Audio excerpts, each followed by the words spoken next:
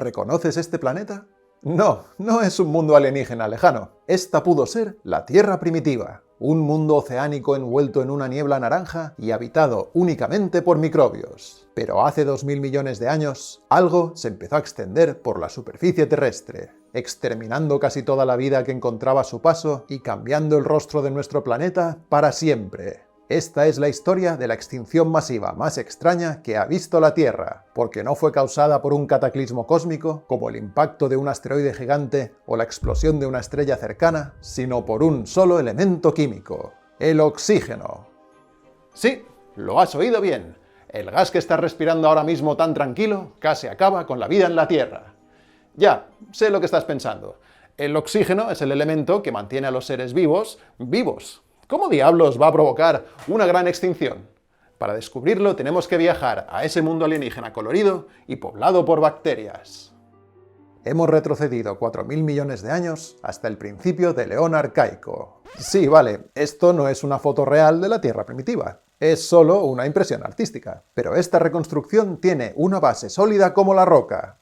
Literalmente. Esto es un mapa de los lugares en los que se pueden encontrar rocas que se formaron durante el Eón Arcaico, y todas estas rocas viejísimas guardan muchísima información sobre las condiciones de la Tierra primitiva. Por ejemplo, la mayoría de las rocas arcaicas se formaron bajo el agua o fueron alteradas en ella. Eso nos dice que por aquel entonces no había grandes continentes emergidos. La Tierra debía estar cubierta por un vasto océano global, aunque es probable que sus aguas no tuviesen su familiar color azul. Las condiciones químicas de la superficie terrestre durante el Eón Arcaico habrían favorecido que se disolviese mucho hierro ferroso en el agua, un ion que, como veis, la tiñe de color verde. Por tanto, el océano global primitivo pudo ser verdoso. Por otro lado, muchas rocas arcaicas tienen un origen volcánico, lo que sugiere que la Tierra primitiva era mucho más activa que ahora y que su vasto océano verde pudo estar salpicado de islas volcánicas. Pero en estas islas no habrías encontrado ni rastro de vida vegetal o animal, solo roca desnuda y un silencio sepulcral interrumpido únicamente por el viento, las olas y alguna erupción ocasional. Eso sí,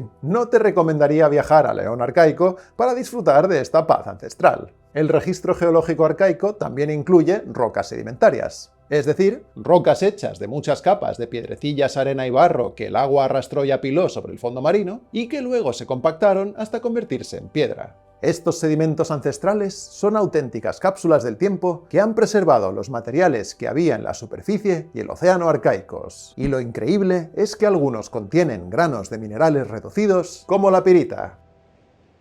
¿Y eso qué tiene de increíble? Os preguntaréis. Si la pirita es un mineral súper común. Ah, mira, ahí hay un trozo.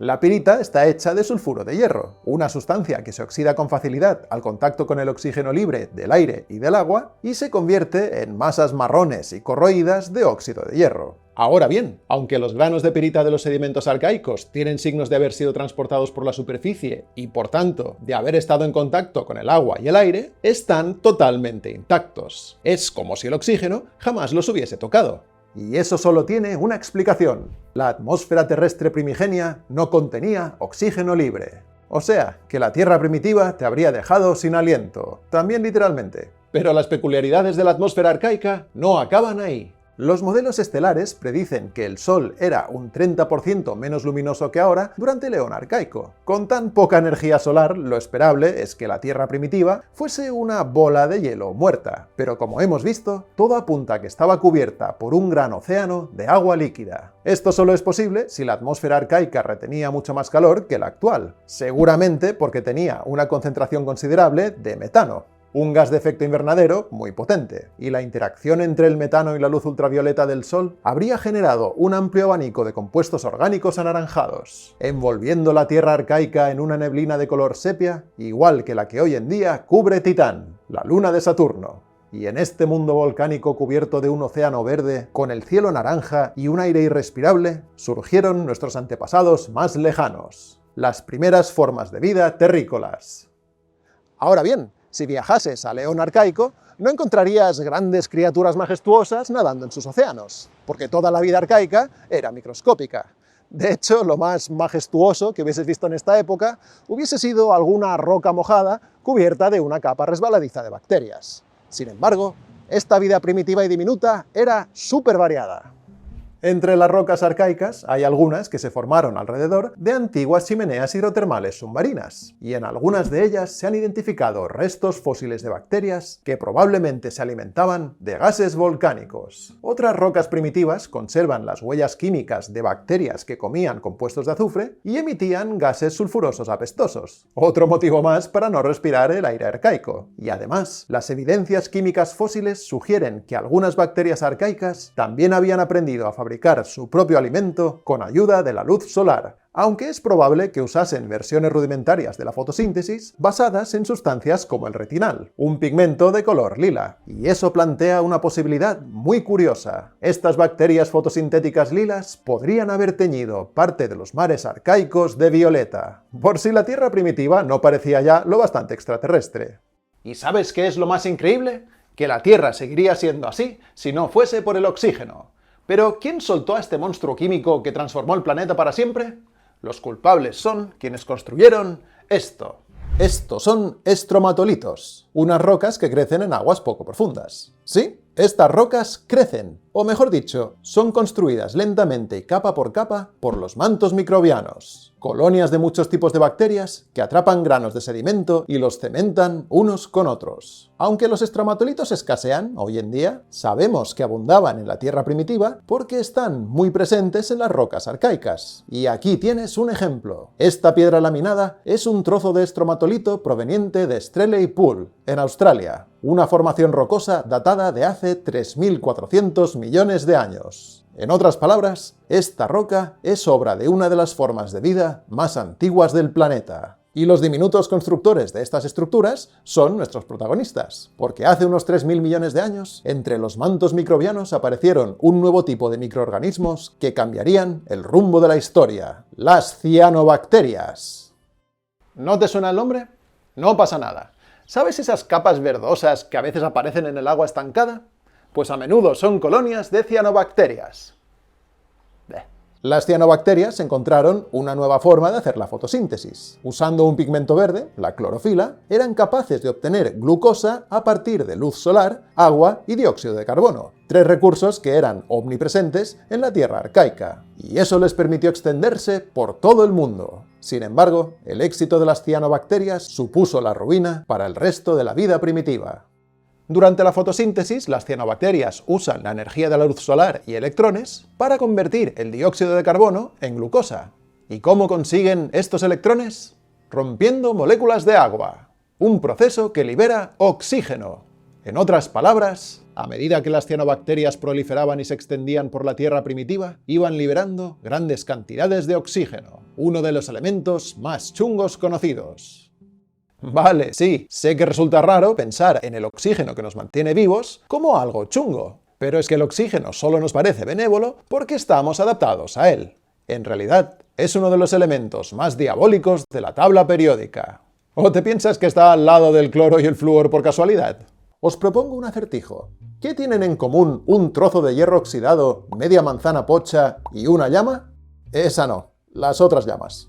Todo esto es obra del oxígeno. El oxígeno es un elemento superreactivo, es decir, se junta con casi todos los elementos que encuentra, rompiendo moléculas si hace falta, y forma compuestos oxidados nuevos. Así transforma el resistente hierro metálico en óxido débil y quebradizo, los polifenoles de la manzana en quinonas marrones y los compuestos orgánicos de la madera en los gases incandescentes que componen el fuego. Y de la misma forma, el oxígeno que emitían las cianobacterias empezó a oxidar todo lo que encontraba a su paso. Pero todo, empezando por los océanos. Bueno, en mi cabeza era espectacular. Imaginemos que esta solución verde de sulfato de hierro es el océano global arcaico. Añadiéndole un poco de agua oxigenada, podemos replicar qué pasó cuando el oxígeno de las cianobacterias se empezó a disolver en el mar. Como veis, el agua se empieza a volver turbia y marrón. Esto ocurre porque el oxígeno del agua oxigenada se está combinando con el hierro ferroso disuelto y formando partículas insolubles de óxidos de hierro marrón, unas partículas que poco a poco se hunden hasta el fondo del recipiente. Y esto mismo ocurrió en el océano arcaico. A lo largo de cientos de millones de años, el oxígeno fue precipitando el hierro disuelto del agua y el océano perdió su color verdoso, adoptando en su lugar su familiar tono azul. Y eso no es todo. Todo ese óxido de hierro que se hundió formó capas de lodo rojizo sobre el fondo marino, que con el tiempo alcanzaron hasta cientos de metros de espesor. Y el peso de todo ese sedimento lo compactó hasta convertirlo en las llamadas formaciones de hierro bandeado, unas estructuras rocosas súper ricas en hierro que hoy en día son la principal fuente de la que extraemos este metal. O sea, que les puedes dar las gracias a las cianobacterias arcaicas por concentrar el hierro de tus cubiertos. Pero la oxidación gradual de la superficie terrestre no había hecho más que empezar. El oxígeno que no se disolvía en los océanos escapaba a la atmósfera y reaccionaba con las rocas de la superficie, en especial con los minerales ígneos oscuros y ricos en hierro como el olivino y el piroxeno. Y el óxido que se formaba no solo teñía estas rocas de colores marrones, amarillos y rojos, también las hacía mucho más frágiles. Y la rápida erosión de estas rocas oxidadas y endebles inundó la tierra arcaica de sedimentos nuevos que cambiaron la química de la superficie y de los océanos para siempre. Paralelamente, el oxígeno libre que escapaba a la atmósfera empezó a reaccionar con las moléculas de metano y a convertirlas en dióxido de carbono y agua, y al desaparecer el metano, la neblina anaranjada que envolvía el planeta se desvaneció. De esta manera, a lo largo de unos 500 millones de años, las cianobacterias microscópicas transformaron la extraña Tierra primitiva en el punto azul pálido que conocemos ahora. Las formaciones de hierro bandeado desaparecen del registro geológico hace unos 2000 millones de años. Y eso significa que por aquel entonces las cianobacterias ya producían más oxígeno del que las rocas, los océanos y el metano eran capaces de absorber. Y por fin, el oxígeno se empezó a acumular en la atmósfera. Este evento se llama la Gran Oxidación, y su efecto sobre la vida fue devastador. Por un lado, la desaparición del metano atmosférico provocó que la temperatura de la Tierra arcaica se desplomase. De hecho, hay indicios de que a finales del Eón arcaico, los casquetes polares se extendían hasta el Ecuador. Sin quererlo, las cianobacterias convirtieron la Tierra en una enorme bola de nieve hostil. Y como toda la vida arcaica era acuática, esta glaciación global acabó con la mayor parte de los microorganismos que vivían cerca de la superficie marina. Por si esto fuera poco, la vida arcaica había surgido y evolucionado en un mundo sin oxígeno. Así que la mayoría de los microorganismos primitivos no tenían forma de defenderse contra este gas superreactivo que destruía sus paredes celulares, interfería con su bioquímica y dañaba su ADN. Como resultado, los únicos que sobrevivieron a la gran oxidación fueron las cianobacterias y los microorganismos que vivían en entornos a los que no llegaba el oxígeno, como las profundidades marinas, el subsuelo o el interior de gruesas películas biológicas. Y así es como la gran oxidación dejó la vida terrícola primitiva al borde del colapso. Pero la llegada del oxígeno tuvo una consecuencia positiva. Al menos para nosotros. Algunos microorganismos encontraron la forma de usar la alta reactividad del oxígeno a su favor, y así, este elemento que para muchos microbios era mortal, para otros se convirtió en una nueva fuente de energía súper eficiente que les permitió crecer más rápido que nunca y ocupar ambientes que hasta entonces habían sido inaccesibles. Y por eso estás respirando oxígeno ahora mismo, porque tú, junto con el resto de la vida compleja del planeta, eres descendiente de esos microbios que lograron aprovechar el potencial químico de este elemento. Pero el oxígeno sigue siendo un arma de doble filo. Y aunque la vida terrícola lleva 2.500 millones de años desarrollando mecanismos para combatir su poder oxidante, este gas sigue dañando poco a poco nuestras células y nuestro ADN. En otras palabras, el mismo oxígeno que nos da la vida también envejece nuestros cuerpos lentamente hasta que nos destruye. Es increíble que un único elemento haya podido tener tanta influencia en la evolución de nuestro planeta y de la vida terrícola. Pero ¿sabes qué me parece aún más asombroso? Que podamos rescatar capítulos olvidados de la historia de la Tierra tan fascinantes como la Gran Oxidación, simplemente mirando unas cuantas rocas viejas. Ah, y hablando de capítulos y de viejos, eso me recuerda al patrocinador de hoy. Yo. Me he dado cuenta de que hace muchísimo tiempo que no anuncio por aquí mis libros, así que os traigo novedades. A juzgar por las estadísticas de mi canal, es probable que seas tan yayo como yo o incluso más. Y eso significa que puede que tengas hijos, sobrinos o hasta nietos rondando por casa. Si es así, déjame recomendarte algo que me hace especial ilusión. Universia, un libro de ciencia para niños y niñas de entre 8 y 12 años, pensado para despertar su curiosidad por el universo y la tabla periódica. A lo largo de Universia, los alienígenas Flork y Blork muestran al lector de dónde vienen los elementos, cómo se unieron para formar la Tierra y cómo acabó surgiendo la vida. Y durante el camino pasan por los episodios más emocionantes de la historia de nuestro planeta, incluyendo la Gran Oxidación. Ahora bien, si estás buscando un libro de ciencia más adulto para ti, tienes 4 opciones entre las que elegir.